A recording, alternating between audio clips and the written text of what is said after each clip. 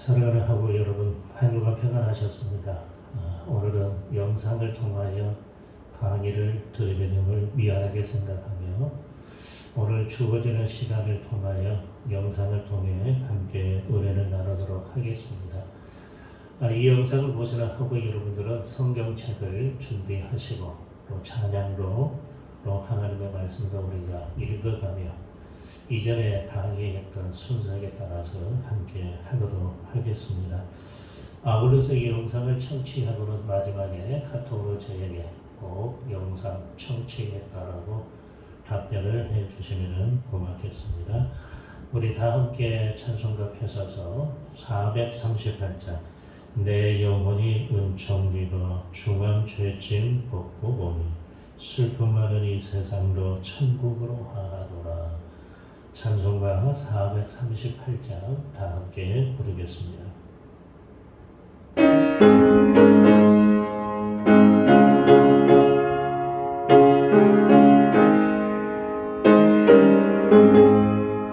내 영혼이 은총리가 중한 죄짐 벗고 보니 슬픔 많은 이 세상도 천국으로 하도다. 할렐루야 찬양하세. 내 모든 죄 사함받고 주 예수와 동행하니 그 어린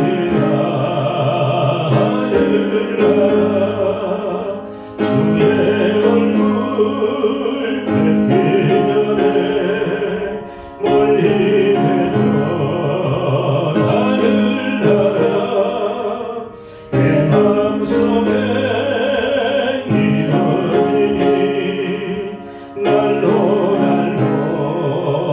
당당하다. 할렐루야 찬양하세. 내 모든 죄 사함받고 주 예수와 동행하니 그 어린 하늘나라 높은 산이 거친 들이 조망이나 군거리나 내 주 예수 모신 곳이 그 어디나 하늘나라. 할렐루야 찬양하세. 내 모든 죄 사함받고 주 예수와 동행하니 그 어디나. 2절 3절 다시 한번 부르겠습니다. 주의 얼굴 뵙기 전에 멀리 뵙던 하늘나라 내 마음속에 이루어지니 날로 강남도다. 할렐루야 찬양하세. 내 모든 죄 사함받고 주 예수와 동행하니 그 어디나 하늘나라. 아멘. 높은 산이 거친 들이 조망이나 군거리나 내 주 예수 모신 곳이 그 어디나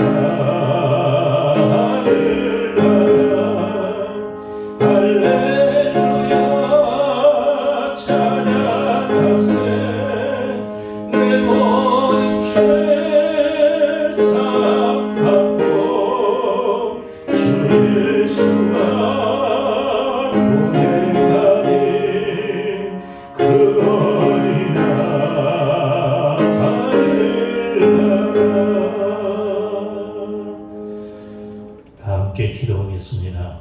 거룩하신 아버지 하나님, 하나님께서 생명의 은혜를 저희에게 부어주시사 지금까지 주야로 지켜 보호해 주시고 오늘 여기까지 인도해 주신 에베네셀의 하나님의 은혜를 감사하며 임마누엘 되시는 하나님께서 오늘 또 우리 가운데 함께 하심으로 하나님의 말씀을 함께 연구하며 나누며 하나님의 뜻을 깨달아 알아갈 수 있도록 귀한 강의에 참여할 수 있는 복의 복을 우리에게 허락해 주시니 감사합니다. 오늘은 아버지 하나님 영상을 통하여 사랑하는 하부들과 함께 하박국 스바넬의 말씀을 나누고자 하오니 보혜사 성령의 기름 부음으로 충만케 하여 주셔서 하나님의 말씀을 사모하는 대로 은혜 받게 하시고 깨달아져서 온 세상 열방에 나가 복음에 증빙되며 사명을 감당하는 기초가 되도록 하나님께서 역사하여 주시옵소서. 모든 하부들의 신호를 지키시고 보호하여 주시며 그들이 섬기는 교회와 가정 위에도 평강의 복으로 함께해 주시옵소서. 부족한 종이 이제 강의를 실행합니다. 도구로만 사용하시고 주시는 분은 성령 여호와 하나님이신 것을 고백하오니 오늘도 복되고 아름답고 은혜 충만한 시간이 되게 하옵소서. 나사렛 예수 그리스도 이름으로 감사하며 기도드립니다. 아멘. 하박국에 있는 말씀을 오늘 우리가 대면하지 못하지만은 저와 우리 하부들이 한 절씩 교독을 하겠습니다. 오늘은 하박국 3장에 있는 말씀만 나누도록 하겠습니다. 하박국 3장 1절로 마지막 19절에 있는 말씀을 제가 한 절 여러분이 함께 성경을 보시면서 교도하도록 하겠습니다. 제가 먼저 1절을 읽습니다. 시기 오롯에 맞춘 선지자 하박국의 기도라.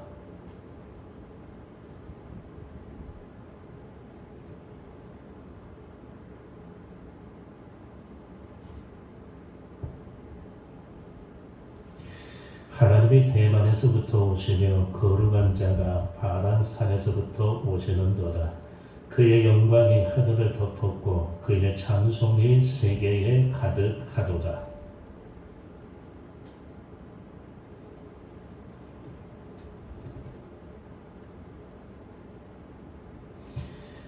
역병이 그 앞에서 행하며 불덩이가 그의 발밑에서 나오는도다.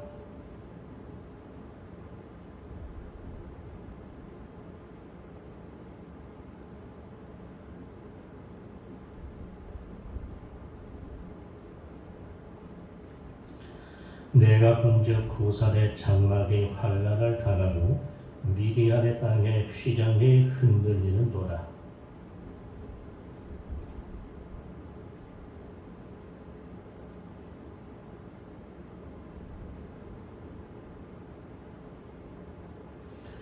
주께서 활을 꺼내시고 화살을 바로 쏘셨나이다. 주께서 강들로 땅을 쪼개셨나이다.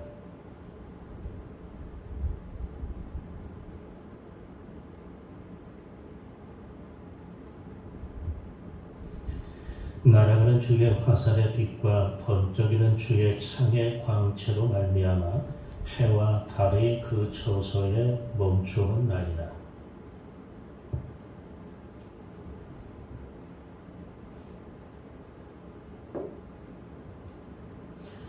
주께서 주의 백성을 구원하시려고 기름 부음 받은 자를 구원하시려고 나오사 악인의 집에 머리를 치시며 그 기초를 바다까지 드러내셨나이다. 셀라.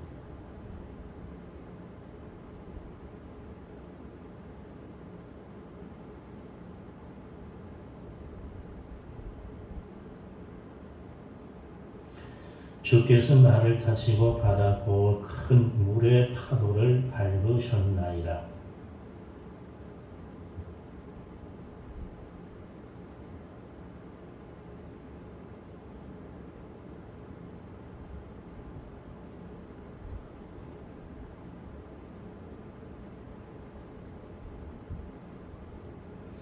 비록 무화과 나무가 무성하지 못하며 포도나무에 열매가 없으며 감람나무에 소출이 없으며 밭에 먹을 것이 없으며 우리의 양이 없으며 외양간에 소가 없을지라도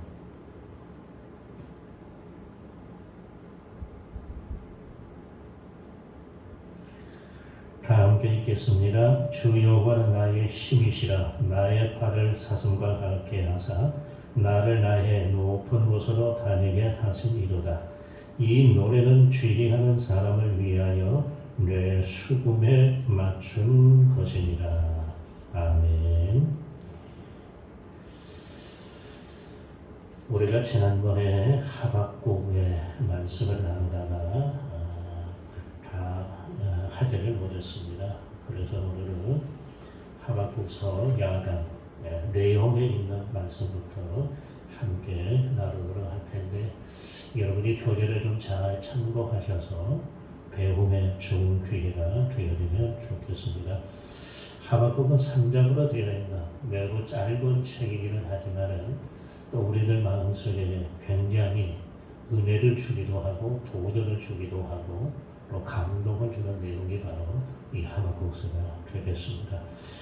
이미 하박국서의 저자라든지 연대라든지 또 기록의 목적 등 여러 가지를 나누었는데요.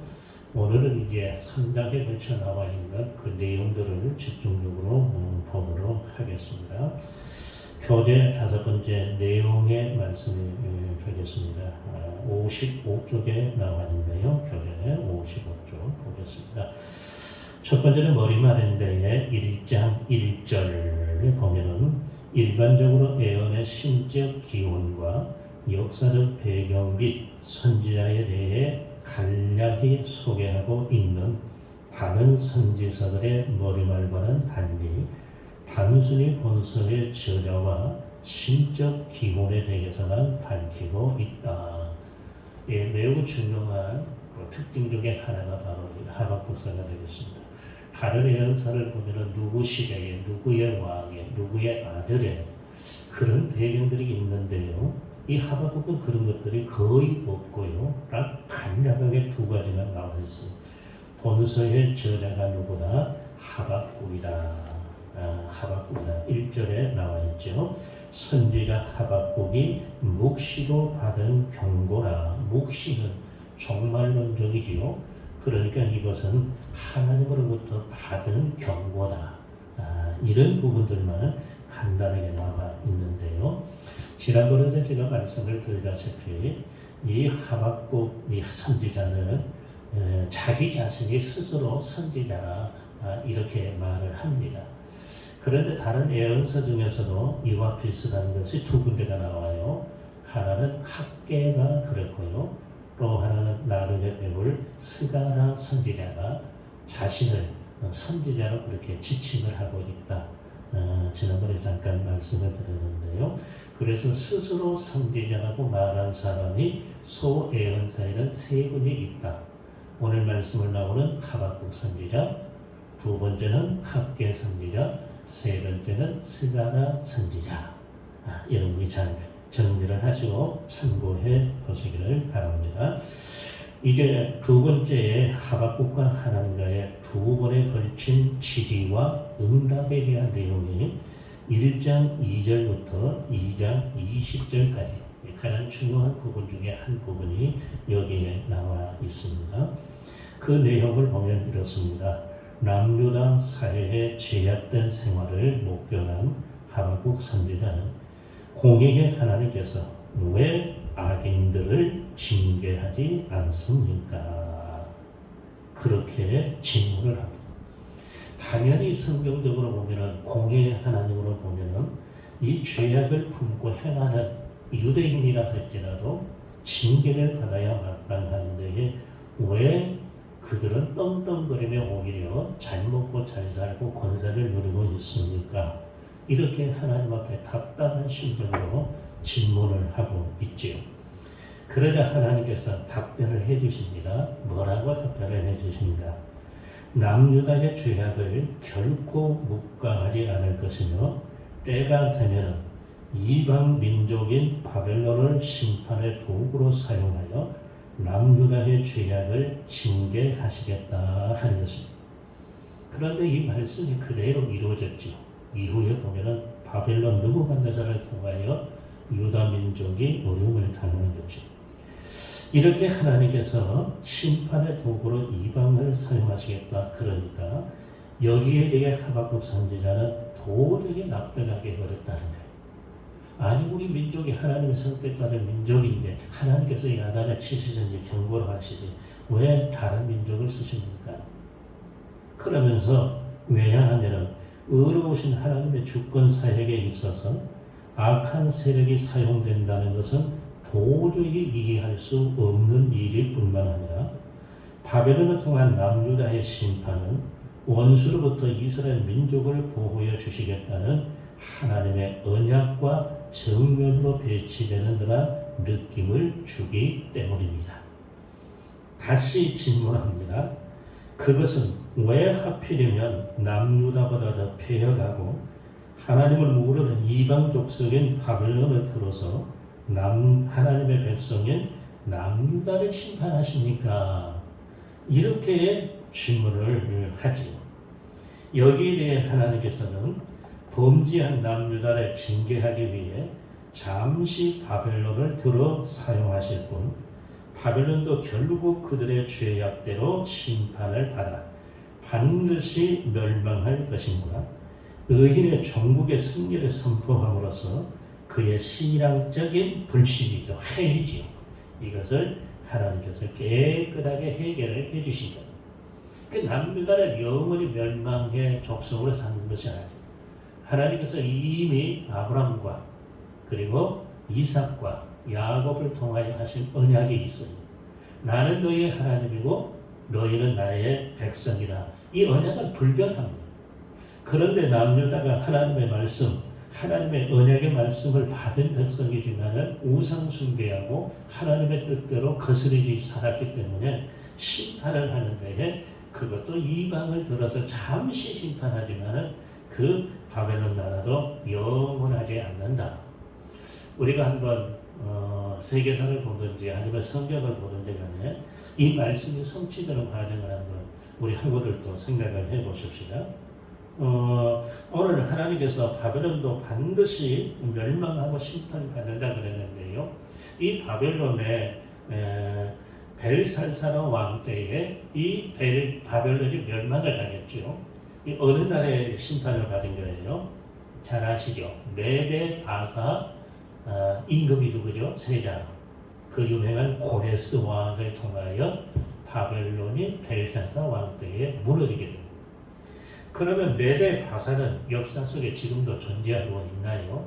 그렇지 않습니다. 이 메데 바사도 이방 나라예요. 여기도 무너지게 되는데 어디에 무너지게 되었는가 혹시 아십니까요? 제가 여러 번 말씀을 드리기도 했는데요. 우리 1학년들은 잘 듣지 못했으면 모르지만 2학년들은 들었던 내용입니다. 어느 나라? 그렇습니다. 헬라 제국. 왕도 보통 왕이 아니라면서요. 무슨 왕이요? 대왕. 그래서 그 이름이 뭐라고요? 알렉산더 대왕. 그래요. 얼마나? 유럽의 전체를, 인도까지 다 점령했잖아요. 헬라족의 알렉산더 대왕이. 그런데 그분이 세상을 떠나면서 유명한 일화를 남겼다 그러잖아요. 이 관에 무덤에 바치면서 양쪽에 구멍을 뚫어가지고 빈손을 보게 했다 그러잖아요. 알렉산더는 세계를 지배했지만 갈 때는 빈손 두고 한다. 여러분도 잘 알고 계시는 일화예요. 그렇습니다. 인간은 아무리 많은 것을 이 세상에 누린다 할 때는 갈 때에는 오는 것처럼 오다나 거치고 가지 아무것도 가지는 것 없는데 우리가 가질 수 있는 것은 믿음. 믿음 하나 가지고 구원받아 하나님의 나라에 간다. 우리가 그걸 기억을 해야 됩니다. 그러면 헬라 제국 그 대왕이었던 알렉산더 대왕은 무너지지 않았느냐? 무너졌습니다.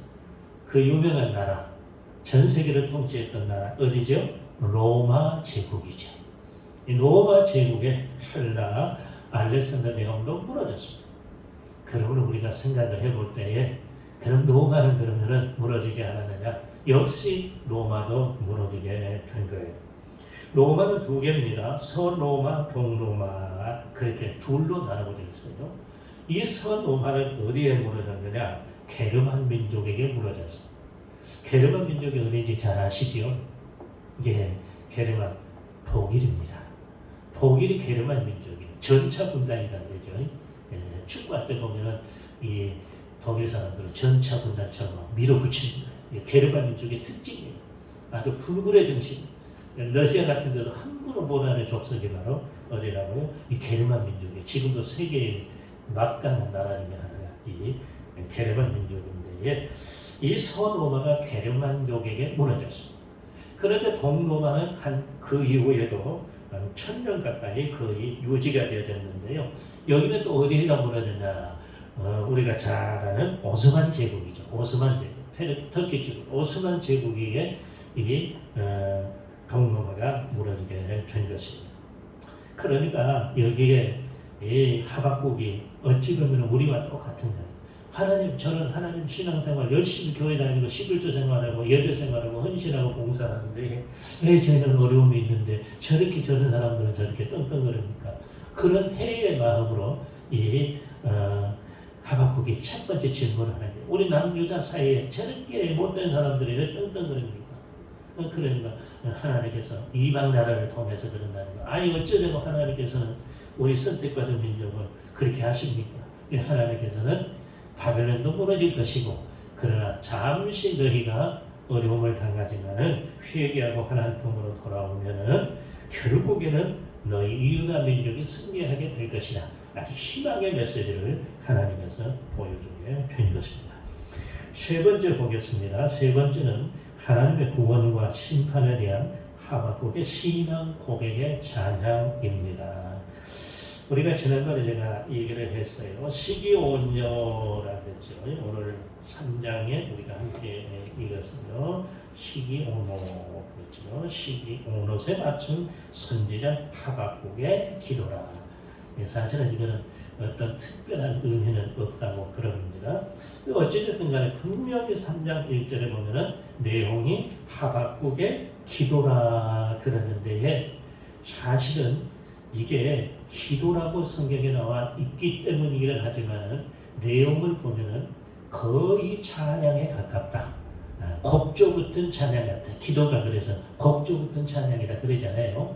그래서 이 하박국 3장 오늘 저와 여러분이 교독을 했는데 이 내용을 보면은 진짜 하박국의 신앙의 고백. 내가 하나님, 내가 이렇게 잘 모르고 내 생각, 내 방법이었습니다. 알고 보니 하나님은 어떤 분이신가를 깨달았습니다. 마지막에 감사와 찬양의 노래가 나와 있는 신앙 고백적인 찬양의 기도라 그렇게 볼 수 있습니다.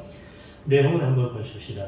하나님으로부터 답변을 들은 선지자가 신앙 고백적 찬양을 하고 있습니다. 이 찬양을 통해 선지자는 범죄한 남유다와 하나님의 심판의 도구로 사용될 바벨론을 포함하여 세계 만민을 공의로 심판하실 심판주로서의 절대 위험과 권능에 대하여 매우 장엄하면서도 활기가 넘치는 언어로 표현하고 있다. 결론으로 이런 하나님으로 말미암아 악인은 필히 멸망할 것이나 의인은 반드시 구원을 받으리라는 확신에 찬 고백이 있다. 우리가 조금 전에 읽었지만 그런 내용들이 여기에 쭉 나와 있는 것을 봅니다. 다시 한번 우리가 한번 보도록 하십시다. 16절부터 우리가 다 함께 마지막까지 하박국 선지자가 하나님 앞에 기도하며 찬양했던 마음으로 우리가 돌아갔어요. 우리가 16절로 19절까지는 한번 나누도록 하겠고요. 저는 목회자이기 때문에 19절에 있는 말씀들을 참 신방 다닐 때 많이 사용했던 말씀이에요. 특별히 다리가 불편하신 분들은 주 여호와는 나의 힘이시라. 나의 발을 사슴과 같게 하사 나를 하여 높은 곳으로 다니시게 하시리로다. 참 이 말씀을 좋아하기도 하고요. 또 우리가 저나 우리 학우들이나 모든 크리스찬들이 큰 힘을 또 얻는 내용입니다. 16절로 19절을 우리가 다시 한번 읽어보도록 하겠습니다. 다 함께 읽겠습니다. 시작. 내가 들었으므로 내 창자가 흔들렸고 내 목소리로 말미암아 내 입술이 떨렸도다. 무리가 우리를 치러 올라오는 환난 날을 내가 기다림으로 썩이는 것이 내 뼈에 들어왔으므로 내 몸은 내 처소에서 떨리는 도다. 비록 무화과 나무가 무성하지 못하며 포도나무에 열매가 없으며 감람나무에 소출이 없으며 밭에 먹을 것이 없으며 우리의 양이 없으며 외양간에 소가 없을지라도 나는 여호와라 말미암아 즐거워하며 나의 구원의 하나님으로 말미암아 기뻐하리로다. 주 여호와는 나의 힘이시라. 나의 발을 사슴과 같게 하사 나를 나의 높은 곳으로 다니게 하시리로다. 이 노래는 지휘하는 사람을 위하여 내 수금에 맞춘 것이니라. 아멘. 맨 나중을 보면은 이거는 신앙 고백적 찬양이다 볼 수 있죠. 이 노래라 그랬죠. 분명히 서두의 제목은 기도라고 했지만은 내용의 전반적인 것들을 보면은 노래는 지휘하는 사람을 내 수금에 악기에 맞춘 찬양의 기도라. 이렇게 볼 수가 있겠습니다. 그래서 우리가 하나님의 뜻을 깨닫지 못했을 때는 이렇게 저렇게 원망하고 불평할 때가 있지만 하나님께서는 합력하여 선을 이루시고 반드시 우리에게 좋은 것 주시기를 기뻐하시는 하나님이시기 때문에 오늘 하박국은 하나님의 뜻을 깨닫고 고백적인 신앙의 기도와 찬양으로 마무리 짓는 내용이 바로 이 하박국의 내용이 되겠습니다. 여섯 번째는 이제 그리스도론에 대한 말씀을 보도록 하겠습니다. 본서는 그리스도와 관련하여 특히 구원론적 측면이 강하게 나타나고 있다. 의인은 믿음으로 말미암아 살리라. 2장 4절이죠. 주제의 말씀이죠. 주제의 말씀과 같습니다. 의인은 믿음으로 말미암아 살리라. 이는 구약에 나온 성경 구절이지만 신약 성경 속에 흐르는 주 예수 그리스도를 믿음으로 구원받는다는 말씀과 맥을 같이 하고 있다. 의인은 하나님을 예수님을 믿음으로 주어지는 은혜다. 이것을 가리켜 사도 바울은 어떤 교리를 썼는가? 이신등이라 그랬죠. 다른 말로는 이신칭. 그러니까 율법의 행위가 아니고 믿음으로 의롭다 하심을 받는 것을 우리가 이신득이, 이신칭이라고 부릅니다. 그래서 로마서 1장 7절에도 이 말씀이 나와 있잖아요. 바울 사도도 구약에 있는 성경의 말씀을 신약적으로 적용을 해가지고 모든 열방 사람들도 의인은 오직 뭘로? 믿음으로 사는 것이지 행위와 자기의 선한 행위로 사는 것이 아니라 그래서 우리도 다 죄인이었는데 믿음으로 의인되어 하나님의 백성이 되어졌으니 사실은 오늘 하박국 선지자에는 직접적으로 그리스도에 대한 말씀은 없어요. 우리가 이전에 나누었던 가장 중요한 예수님에 대한 예언의 직접적 내용이 어디신지 기억이 나신가요? 어느 예언서? 이미 우리가 배웠습니다. 어디냐면은 미가서지요. 미가서 5장 2절에 그랬잖아요. 베드로는 작은 고을 거기에서 태어날 예수 그리스도에 대한 예언의 말씀은 직접적으로 나와 있지만 이 하박국 선지자는 의인은 믿음으로 산다. 그러니까 이 의인은 예수 그리스도를 믿지 않는 사람은 의인이 될 수 없지요. 그래서 여기에도 그리스도론이 상징적으로 나타나 있다. 그걸 여러분이 참고로 하시면 좋겠습니다. 그래서 여섯 번째는 그리스도론에 대한 말씀을 나누었습니다. 그 다음에 일곱 번째로 가겠습니다.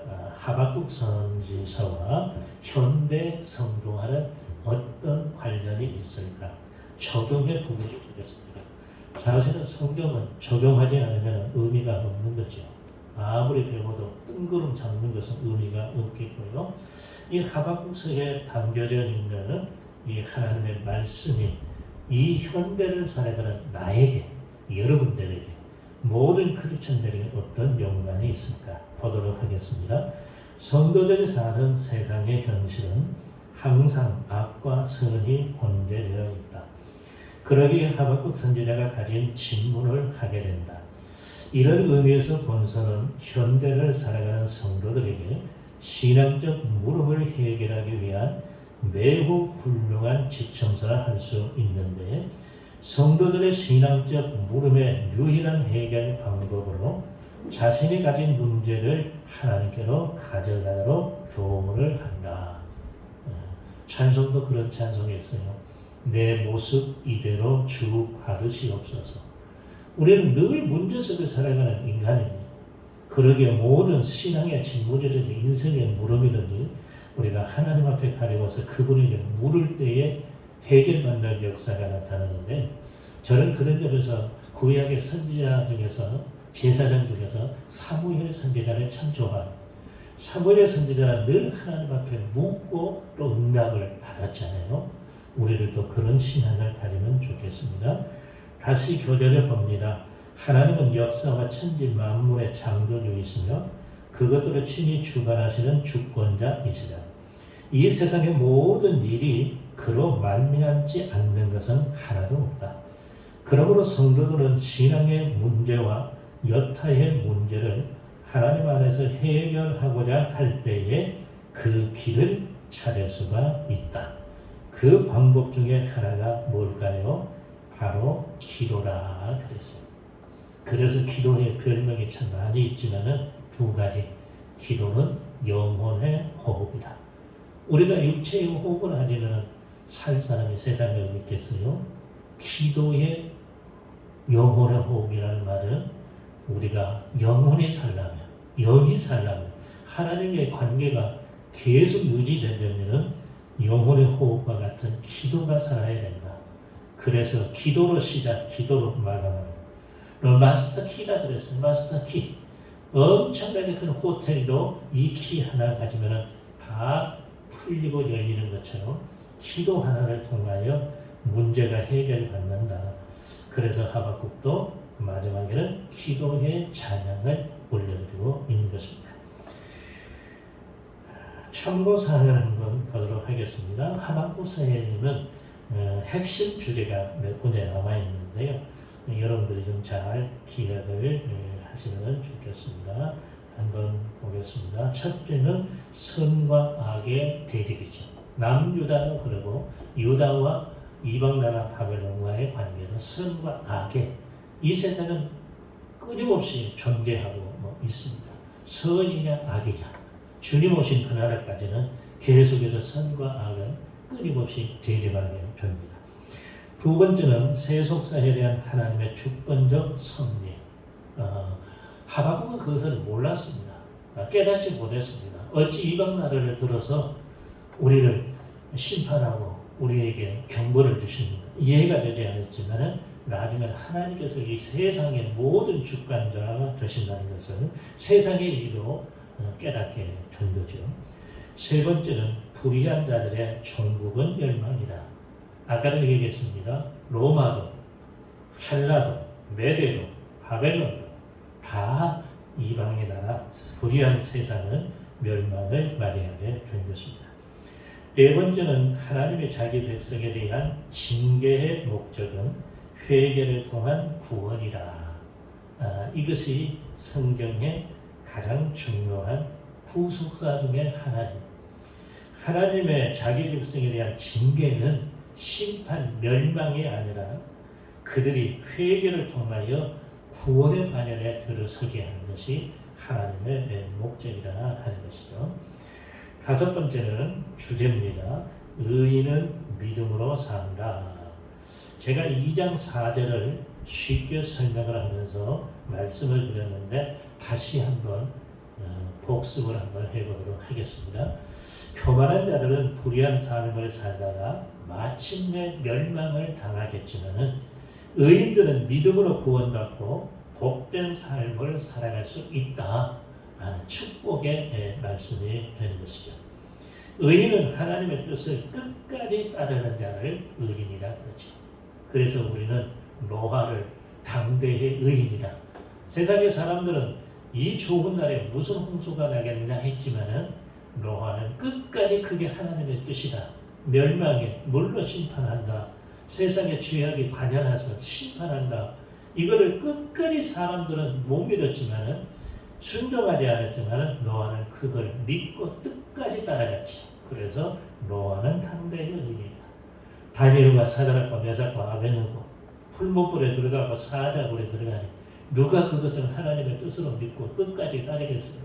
그러나 그들은 끝까지 하나님의 뜻에 순종하여 우상 숭배하지 아니하고 여호와 하나님을 섬겼던 분들. 다 이런 의인은 뭘로 사냐? 죽음으로 산 것도 아니고 물질로 산 것도 아니고 권세로 사는 것도 아니고 오직 예수 그리스도 하나님을 믿는 믿음으로 사는 자들이다. 하나 더 여러분이 공간에 삽입을 하면 좋겠습니다. 6번째, 여기 보니까 이 하박국서를 전체를 보니까 하나가 우리가 기억을 해야 되는데 하나님의 통치는 의로우시다. 하나님의 통치는 늘 불의하지 않아요. 잠시 우리가 몰라서 불의한 것처럼 느껴지지만 하나님은 늘 통치는 의로운 길, 바른 길, 그러죠. 옳은 길로 이끌어 가신 분이 바로 하나님의 통치 방법이다. 이런 내용들이 핵심 주제로 나와 있습니다. 자, 의인은 여기에 이미 제가 언급을 했지만 좀 더 자세한 내용으로 여기에 나와 있습니다. 하나님의 가르치심을 행하는 사람, 도덕적, 인격적으로 완전하다는 의미가 아니에요. 그 다음에 중요하죠. 하나님의 뜻을 어기는 일 없이, 아까 제가 얘기했죠. 하나님의 뜻을 끝까지 따르는 성도라 그랬죠. 일맥상통합니다. 그래서 하나님의 뜻을 어기는 일이 없이 따르는 것으로 이것도 누구의 은혜다? 하나님의 은혜라 그랬어요. 사도 바울도 그렇게 말합니다. 하나님의 은혜라. 내가 구원받은 것은 내가 아니라 누구의 은혜라? 하나님의 은혜라.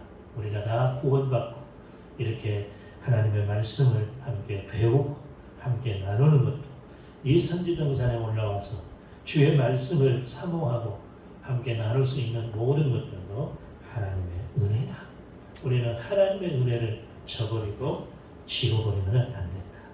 그래서 오늘 하박국도 하나님의 은혜로다.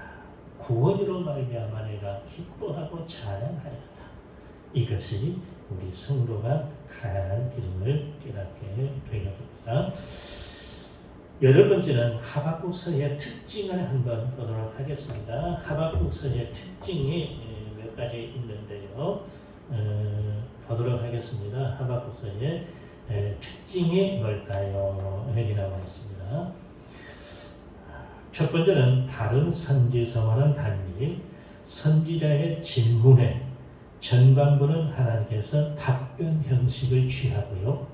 후반부는 하나님께 대한 선지자의 신앙 고백적 찬양이 담겨져 있어요. 하박국이 질문하고 하나님이 답변하시고 그게 2번 반복됩니다. 그래서 첫 번째 했죠. 답변하시고 두 번째 질문했죠. 세 번째에 답변하시고 네 번째 또 다시 순서는 네 번째가 되겠죠. 답변하시고 그 이후에 이제 하박국이 하나님의 뜻을 깨닫고 기도와 찬양의 영광 올려드린 거죠. 그래서 이 하박국의 특징이 여기에 있습니다. 두 번째는 내용상 믿음과 구원이라는 단어가 거의 언급되지 않아요. 2장 4절에는 물론 나왔지만 그러나 믿음과 구원에 관련한 진리가 나타나며 믿음을 매우 강조하는 내용이 바로 이 하박국서가 되겠습니다. 믿음의 행위를 또 중요하게 여기는 성경이 어디죠? 신약의 야고보서요. 행함이 없는 믿음은 죽은 것이다 그랬죠. 근데 바울은 또 뭐라고 했어요? 또 믿음을 중요하게 여겼으니까 바울과 야고보가 이게 좀 잘못되고 반대가 아닌가 절대 그러지 않습니다. 믿음 있는 자는 행함이 있고 행하는 사람들이 믿음 안에서 행하게 되어지니 이것은 함께 가는 것이죠. 세 번째는 선포 대상이 분명한 다른 선지서들과 달리 구체적 대상 언급이 없어요. 남조다에 대하여 이스라엘에 대하여 다른 선지서에는 그런 내용들이 있지만 사실은 그런 내용이 직접적으로는 없어요. 그러나 내용의 전반적인 것들을 보면은 어디를 대상으로 한다? 남유다를 대상으로 한다. 바벨론이라는 말씀도 또 나오고 그러니까요. 그런 점에서 보면은 이거는 북이스라엘보다는 남유다에 대한 선포, 대상이 좀 분명해지지 않나 이렇게 볼 수가 있겠습니다. 자, 이렇게 해서 하박국 선지서 오늘 다 마쳤습니다. 이제 9번째 되는데요. 벌써 9번째가 된 거 보니까 이제 이야기도 얼마 남지 않은 것 같습니다. 우리가 마지막까지 유종의미를 거둘 수 있도록 하고요. 제가 치료 잘 받고 속히 퇴근할 수 있도록 기도해 주시면 좋겠습니다. 스바냐서 한번 보도록 우리가 하겠는데요.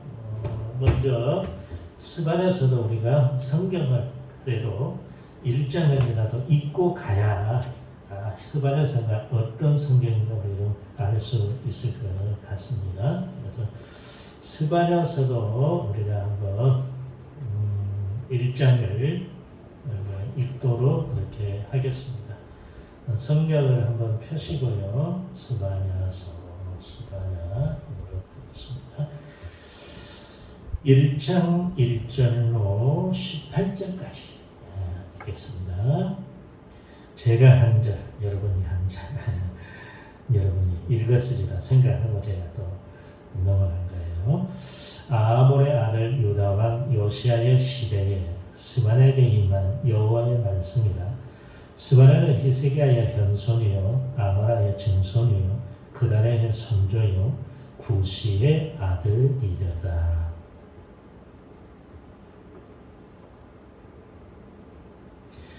내가 사람과 짐승을 진멸하고 공중의 새와 바다의 고기와 거치게 하는 것과 악인들을 아우러 진멸할 것이라. 내가 사람을 땅 위에서 멸절하리라. 나 여호와의 말이니라.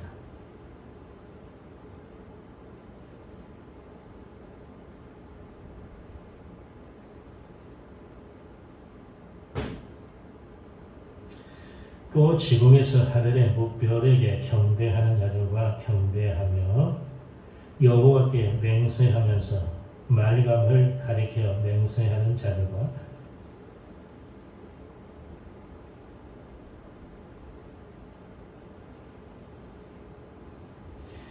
주 여호와 앞에서 잠잠할지어다. 이는 여호와의 날이 가까웠으므로 여호와께서 희생을 준비하고 그가 청한 자들을 구별하셨음이니이다.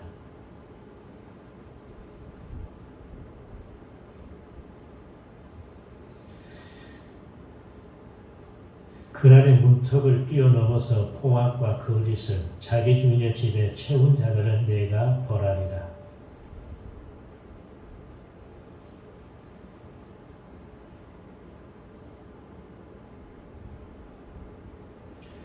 막대스 주민들아 너희는 슬피 울라. 가나안 백성이 다 패망하고 은을 거래하는 자들이 끊어졌습니다.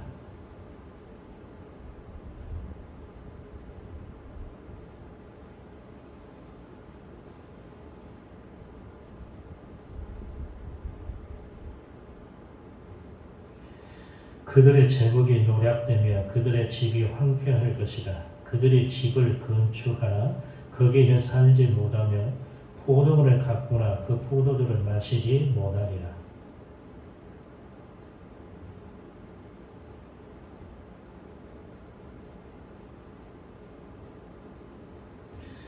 그날은 분노의 날이요 환난과 고통의 날이요 황폐와 패망의 날이요 캄캄하고 어두운 날이요 구름과 흑암의 날이요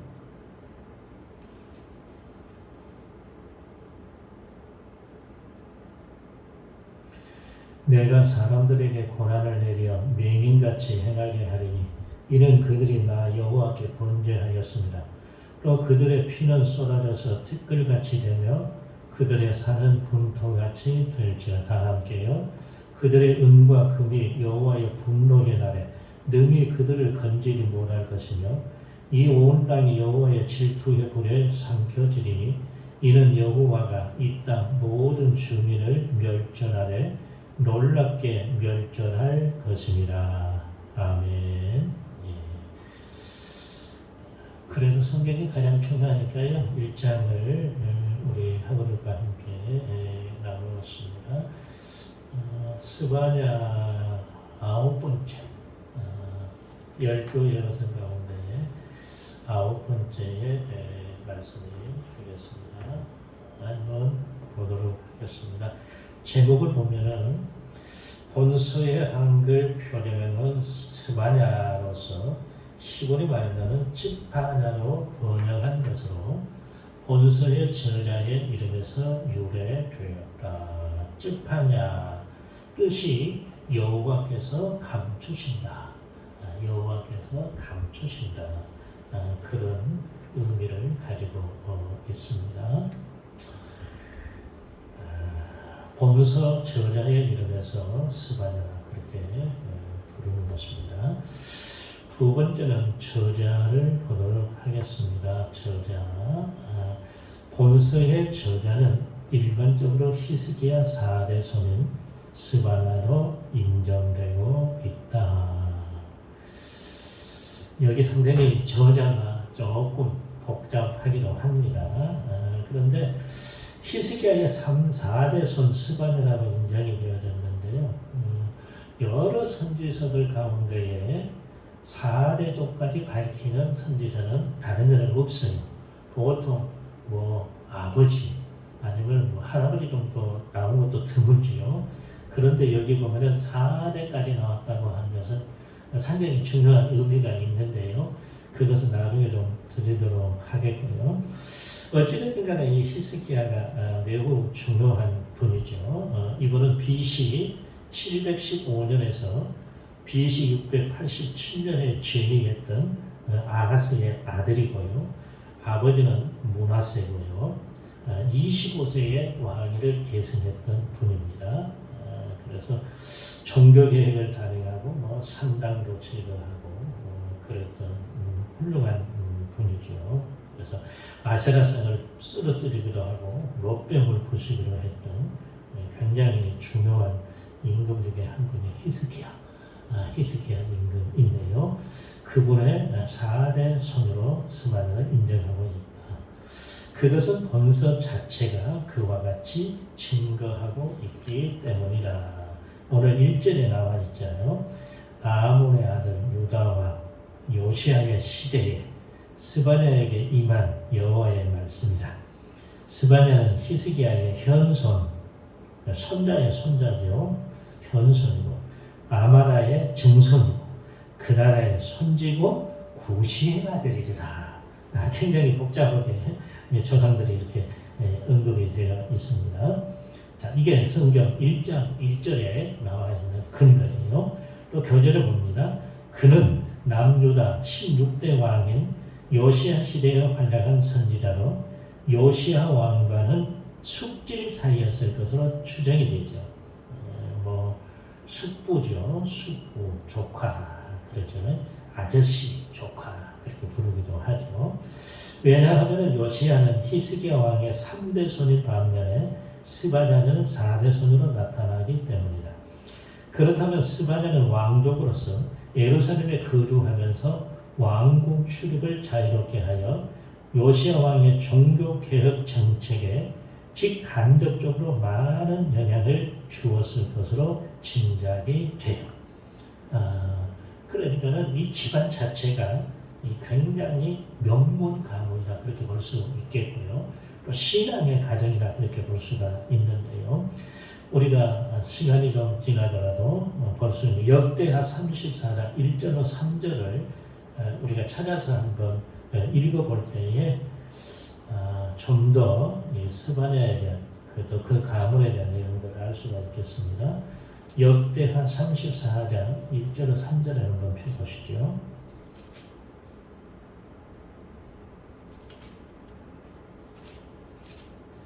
역대하 34장 1절로 3절입니다.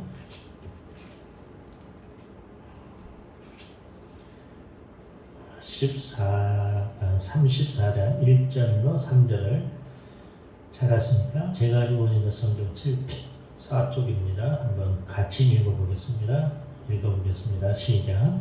요시아가 왕이 오를 때에 나이가 8세라 예루살렘에서 31년 동안을 다스리며 여호와 보시기에 정직에 행하여 그의 조상 다윗의 길로 걸으며 좌우로 치우치지 아니하고 아직 어렸을 때에 곧 왕위에 있은 지 8년에 그의 조상 다윗의 하나님을 비로소 찾고 제12년에 유다와 예루살렘을 비로소 정결하게 하여 그 산당과 아세라 우상들과 아로새긴 우상들과 부어 만든 우상들을 제거하여 버리매. 여기에 그 요시야 왕의 개혁의 정치인들이 또 어떻게 행하였는가 이런 부분들이 여기에 자세하게 나와 있습니다.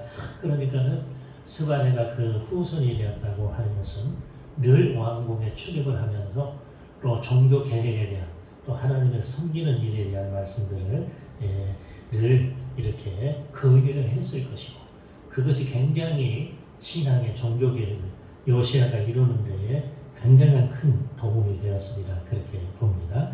자, 여기 보면 그렇다면 스바냐는 왕족으로서 예루살렘에 거주하며 왕궁 출입을 자유롭게 하여 요시아 왕의 종교 개혁 정책에 직간접적으로 많은 영향을 주었을 것으로 짐작이 된다. 즉 그랬죠.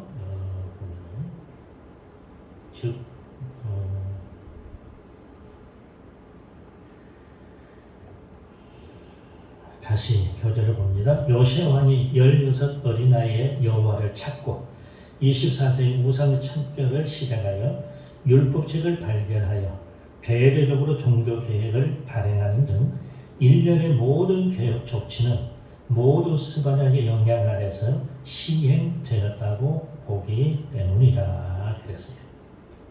그러니까는 히스기야 후손이고 요시야 시대에 예언을 했던 이 스바냐가 굉장히 큰 영향력을 행사했고요. 종교 개혁에 있어서 아주 중요한 영향을 미쳤다고 보니까 이것을 통해서 우리는 스바냐는 스바냐서의 저자라 그렇게 볼 수가 있겠습니다. 연대를 한번 보도록 하겠습니다. 본서의 기록 시기는 그래서 본서의 요시아와 BC 640년에서 609년이 다스리는 때라고 비교적 정확하게 언급을 하고 있다. 스바냐는 그의 애언서를 요시아가 개혁을 시작한 기원전 622년 이전에 또 어떤 학자는 621년이나 그렇게 말하기도 합니다. 이전에 기록했음이 분명한데 그 이후는 그가 요시아 왕에 의해서 폐지된 우상 숭배에 대하여 경고하고 있기 때문이다. 그가 니느웨의 멸망을 미래의 사건으로 언급하고 있다는 사실, 니느웨, 아수르죠. 아수르는 언제 멸망을 당했느냐? 612년에 멸망당했는데요. 어디에 멸망을 당했을까요? 바벨론에 멸망을 당했죠. 바벨론 누군가? 나보폴라산 아주 유명한 왕인데 나보폴라산이 아주 총사령관급이죠. 우두머리 어찌 보면 바벨론의 나보폴라산이라는 사람에 의하여 이 BC 612년 아수르가 멸망을 당했는데요. 그러니까는 이 스바냐가 일어난 그때가 이것이 현재 이루어지는 사건이 앞으로 미래에 일어날 사건으로 언급하고 있다 그 말이에요. 그래서 그가 그의 애언서를 기원전 622년 이전에 기록했음을 의미한다. 그런 애언서를 기록한 후에도 수년 동안 사역을 했을 것이지만 기원전 609년 요시아가 죽은 이후로는 사역하지 않았을 것이다. 그래서 요시아 종교 개혁에 지대한 영향을 미쳤던 스바냐인 것을 여기서 다시 한번 봅니다. 그래서 요시아 임금이 사후에는 예언을 하지 않는 것으로 그렇게 추측을 해 봅니다. 어찌됐든 간에 622년 혹은 621년이고 우리가 예언 그러면서 기록을 연대를 추측하게 되는 것이죠. 그러나 요시야가 죽은 이후에는 사역을 하지 않았다. 그렇게 추측을 합니다. 네 번째는 기록 연대를 한번 보도록 하겠습니다. 기록 목적이지요. 기록 연대가 아니라 기록 목적. 왜 하나님께서 스바냐라고 하는 왕국에 출입하고 종교 개혁을 일으키는데 중요한 역할을 했던 이 스바냐에게 왜 이 말씀을 주면서 기록하게 하셨을까 하는 거예요. 스바냐 선지자가 본격적인 예언 활동을 한 것은 남유다 제16대 왕인 요시야가 종교 개혁을 개시하던 기원전 622년 이전이었다. 당시 남유다는 아수르 제국의 속국 상태에 있었으며 이는 요시야의 선왕인 제14대 왕인 므낫세 왕으로부터 계속 이어져 왔다 하는 것입니다. 그러므로 므낫세, 여기 나오네요. 아몬, 요시야에 이르기까지 그들에게 조공을 바치고 그들이 섬기던 우상들을 대거 들여와 숭배하는 등 정교적, 정치적, 종교적 암흑기를 지내게 되었다 하는 거예요. 그러니까 남유다가 굉장히 지금 어려움에 처해 있는 이 시기였다고 보는 것이죠. 이 아수르라는 한 나라가 그 당시에 바벨론이 나타나기 전까지는 아수르가 가장 강력했지 않아요. 그래서 하나님께서는 또 니누에 성에 가서 복음을 전하라고 요나에게 말씀하시기도 했는데요. 어찌됐든 간에 이 아수르 제국의 억압을 받다 보니까요. 끊임없이 그들에게 조공을 바쳐야 되죠. 우리나라도 마찬가지입니다.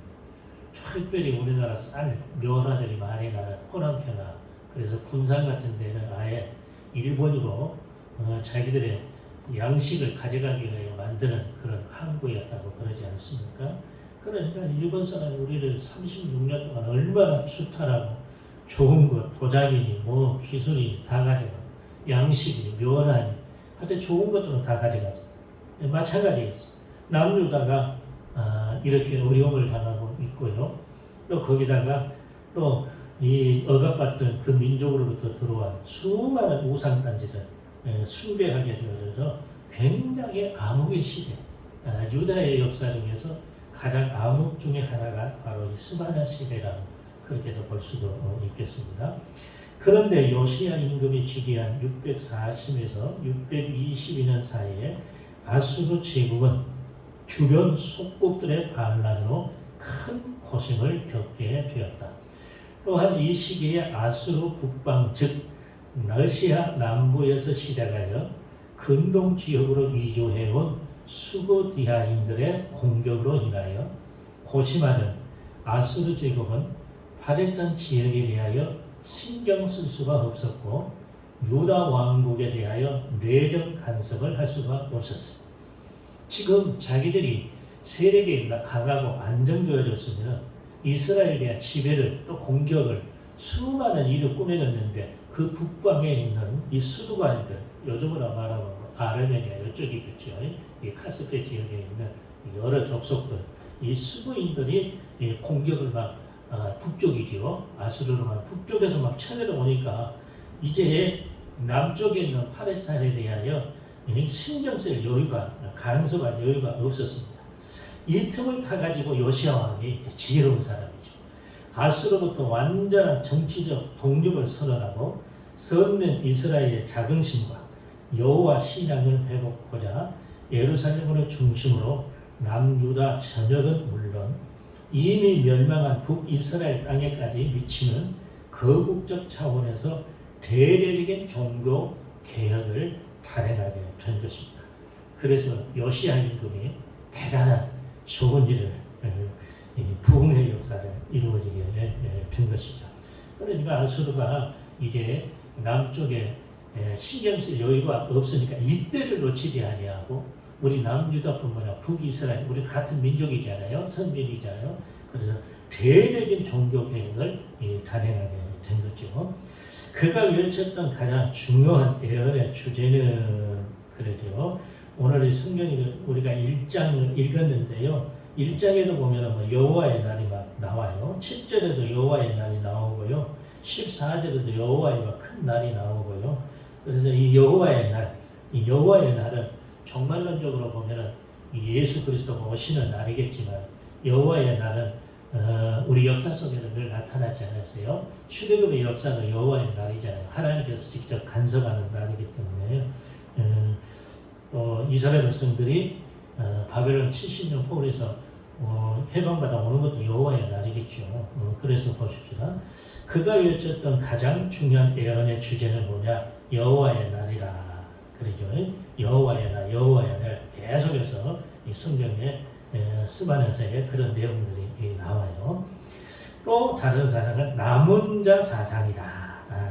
이렇게 유다가 이스라엘 민족의 어려움 중에 있지만은 하나님께서 남겨진 사람, 이사야도 마찬가지입니다. 그리스도의 사상이죠.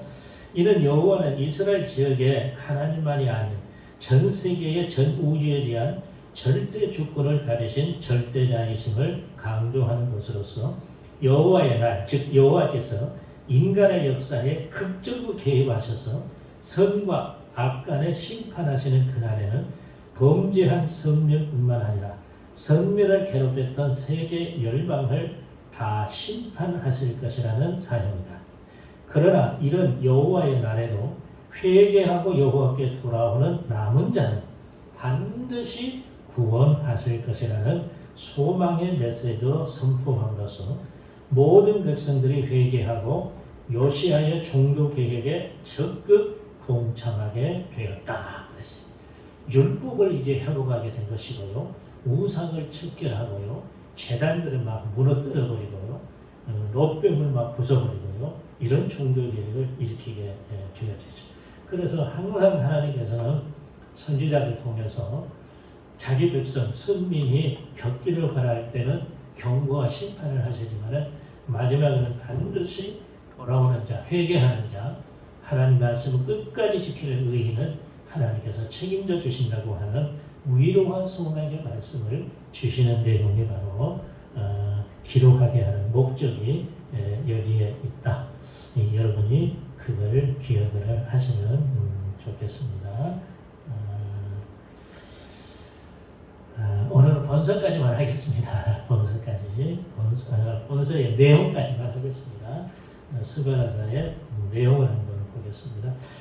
머릿말 1장 1절 본서의 저자 및 스바냐 선지자가 활동하던 시대적 배경, 기원 등을 말하고 있다. 특히 선지자는 자신의 족보를 4대조 히스기야에 박힘으로써 자신이 위대한 신앙 인물의 후예임을 부각시키고 있다. 여러분들이 계속해서 제가 강조를 하지만 다른 선지서와는 굉장히 다른 특징적인 내용이 바로 1장 1절에 있는 저자, 가문에 대한 내용이다.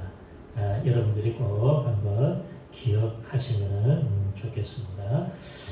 두 번째는 조금 전에 제가 계속해서 언급을 했고요. 우리 학우들과 함께 읽었던 1장에 보면 여호와의 날에 있을 심판 예언 1장 2절로 3장 8절입니다. 스바냐는 먼저 여호와의 날, 세상 끝날 대한 말씀을 주고 있습니다.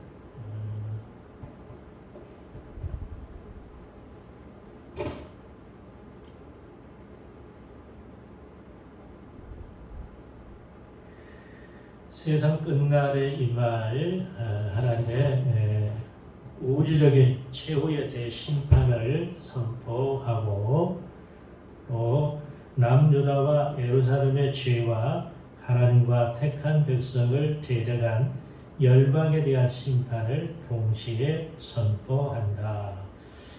하나님의 심판의 목적은 죄인이 진멸하는 것이 아니고요. 회개와 구원에 있다. 이것을 보여준 거죠. 그래서 여호와의 날에 있을 심판 예언도 마찬가지입니다. 죄인을 멸망시키기가 아니라 그들로 하여금 회개하여 구원에 이르도록 하는 것이 하나님이 말씀을 주시는 목적이다, 의미다. 그것을 기억을 하십시다. 세 번째는 여호와의 날에 있을 구원 예언에 대한 말씀이 나와 있습니다. 본서의 전반부는 하나님의 심판에 대해 언급을 했으나 후반부에서는 구원의 메시지를 선포하고 있다. 여호와의 날에 이루어질 이방 및 선민 이스라엘의 남은 자에 대한 구원과 선민 이스라엘의 회복의 기쁨을 예언적으로 선포하고 있다. 이는 1차적으로 선민 이스라엘의 바벨론 포로 귀환을 예언하는 것이라 할 수 있다. 그러나 궁극적으로는 장차 주의 재림으로 회복될 영적 이스라엘에 관한 예언이다. 왜냐하면 이방의 남은 자에 대한 구원 언급이 함께 나타나고 있기 때문이다. 하나님은 이방인의 하나님 되시죠. 그래서 우리도 이방인 있을 때 복음을 듣게 하시고 우리도 예수님 믿어 구원받았잖아요. 여기도 보면 그렇습니다. 특별히 우리는 선민 이스라엘의 회복 예언에 앞서 이방의 남은 자에 대한 구원 예언이 먼저 언급된 사실에 주목할 필요가 있는데요. 이는 종말의 때에는 육적 이스라엘을 보다 이방의 남은 자들이 먼저 죽게 돌아와 이스라엘 남은 자의 구원에 이바지하게 될 것을 암시하고 있다. 그래서 예수님이 오신다는 예루살렘이 복음으로 하나 되고 거기가 어찌 보면 땅끝이라고 말하는 분들도 있지 않습니까? 우리 사도 바울 선생도 있잖아요. 유대인이나 헬라인이나 로마인이나 다 차별이 없다. 복음에는 차별이 없다 그랬잖아요. 오늘 우리가 구원받은 것은 전적인 하나님의 은혜인 것을 봅니다. 이 예언은 그리스도의 초림으로 교회 안에 이미 성취되었죠. 우리가 지금 교회의 이름이 되었잖아요. 교회는 하나님의 부름받은 사람의 공동체를 우리가 교회라고 부르지 않습니까? 그러니까 예수님의 오심으로 바로 이미 부름받은 자들이 있었잖아요. 성취가 되었고 그리스도의 재림으로 이제 완전히 성취가 될 것이다. 그걸 보여주는 내용이 바로 스바냐서의 중요한 내용이 되겠습니다. 핵심 주제를 보면은요, 하나님의 임박한 진노 1장 2절로 3절인데요. 한번 보도록 하겠습니다. 상당히 이 스바냐서는 내용을 보면은요, 강력한 경고와 심판의 의미가 담겨져 있어요.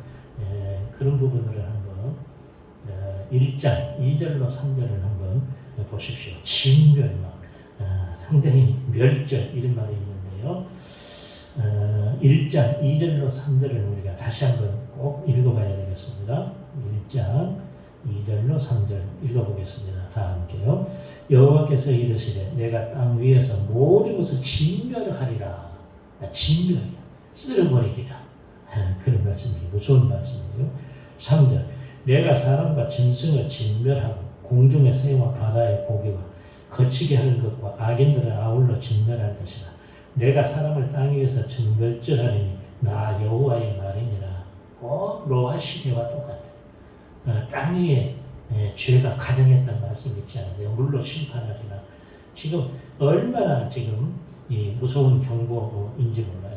유다가 얼마나 예루살렘 사람들이 얼마나 하나님 앞에 큰 죄악을 범하는지 알 수가 있는 거예요. 그래서 이런 죄악을 범는 너희에게 하나님의 임박한 진노가 있을 것이다. 경고하는 말이죠. 그 다음에 이제 지도자들이 또 다르게 문제가 나와요. 스바냐서는 내용이 3장밖에 나와 있지는 않습니다. 3장 2절로 3절을 한번 읽어보겠습니다. 시작. 그가 명령을 듣지 아니하며 교훈을 받지 아니하며 여호와를 의리하지 아니하며 자기 하나님의 의를 가까이 나아가지 아니하였도다. 그 가운데에 방백들은 부르짖는 사자, 그의 재판장들은 이튿날까지 남겨둔 것이 없는 저녁 일이요. 그랬어요. 이게 뭐 무서운 말이에요. 그가 명령을 듣지 않아. 지도자들이 명령을 듣지 않아. 재판을 그냥 미루고 지 마음대로 그냥 이틀까지 남겨둔 일이 때와 같이 자기 생각으로 자기의 방법으로 이 지도자들의 타락이 이때에 극에 달하였으니 하나님께서 어찌 이들을 그대로 보고만 계시겠어요? 그래서 심판, 경고, 여호와의 날, 진노의 날, 지도자가 이렇게 타락하고 혼탁하니 하나님께서 어찌 일어서지 아니하고 그것은 바로 자기 백성을 사랑하기 위한 하나님의 섭리고 그들을 사랑하는 하나님의 마음이라 이렇게 볼 수가 있겠습니다. 다음에 강의할 때에는 여러분이 한번 A4 용지 하나를 준비해 가져오시면 좋겠습니다. 제가 빠진 교재 내용들이 있어서요. 그것들을 한번 여러분과 함께 나누도록 할 테니까요. A4 용지를 하나 가져오시면 기록하는 데 도움이 되겠습니다. 오늘 여기까지 숨가쁘게 달려왔는데요. 잘 또 저는 회복되어져서 대면할 수 있는 날을 또 소망을 하겠고요. 차후에 일정들은 강의들은 우리 반장님을 통해서 제가 전달을 하도록 하겠습니다. 제가 서두에도 말씀을 드렸지만은 이 강의를 청취를 하셨으면 꼭 저에게 카톡으로 영상 강의 들었습니다. 이렇게 남겨주시면 제가 출석을 체크하는데 도움이 되겠고요. 여러분들에게 미안하다 하는 생각을 가져보면서 한두 간도 믿음 안에서 벌어주시는 하박국과 스바냐 주시는 말씀 마음에 잘 새기며 오직 여호와 한 분 믿음으로 승리하리라 의인된 신앙의 고백과 찬양이 늘 있으리기를 바랍니다. 기도하겠습니다. 자비로우신 하나님 고맙고 감사해요. 부족하기 짝이 없는 저희도 하나님께서 버리지 아니하시고 선하게 이끌어 주시니 감사합니다. 오늘은 대면으로 강의할 수 없어서 하나님 이렇게 영상을 통하여 하루가 함께 했습니다. 성령 하나님께서 그곳에도 찾아가시고 주님의 말씀이 음성되어져서 오늘의 시대를 분별하며 악인의 삶이 아니라 선한 삶으로 살아가게 하시고 불순종이 아니라 순종의 믿음을 통하여 하나님의 이름을 찬양하고 하나님의 약속된 기업을 받아들이는 우리 모두가 되게 하옵소서. 감사드리며 나사렛 예수 그리스도 이름으로 기도드립니다. 아멘. 수고하셨습니다. 다음에 뵙겠습니다.